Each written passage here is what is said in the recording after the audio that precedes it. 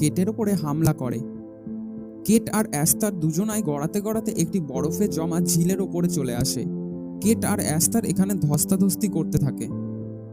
অ্যাস্থারের হাতে যে বন্দুকটি ছিল সেই বন্দুকটি ম্যাক্সের পাশেই পড়েছিল। ম্যাক্স সেই বন্দুকটি তুলে যখনই চালায় তখনই ঝিলে ফাটল ধরে। কেট ও অ্যাস্থার তার মধ্যেই ডুবে যায়।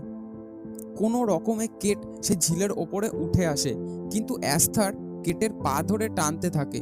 তখনই কেট আরেকটি পা দিয়ে অ্যাস্থারের মাথায় জোরে আঘাত করে, আর অ্যাস্থার সেই ঝিলের মধ্যেই পড়ে যায়। কেট কোনো রকমে ম্যাক্সকে বাঁচিয়ে নেয়, আর এখানেই এই মুভিটি শেষ হয়। বন্ধুরা, জানি না মুভিটির গল্পটি তোমাদের কেমন লাগবে। যদি ভালো লেগে থাকে তাহলে অবশ্যই লাইক করে দেবে, আর যদি কোনো ভুল ত্রুটি থেকে থাকে তাহলে অবশ্যই কমেন্টে জানাবে, আর গল্পটি তোমাদের বন্ধুদের সাথে অবশ্যই শেয়ার করবে। এরকমই সাসপেন্স, থ্রিলার আর ক্রাইম মুভির এক্সপ্লেনেশন পেতে অবশ্যই সাবস্ক্রাইব করুন এক্সপ্লেনেড বাংলা চ্যানেলটিকে।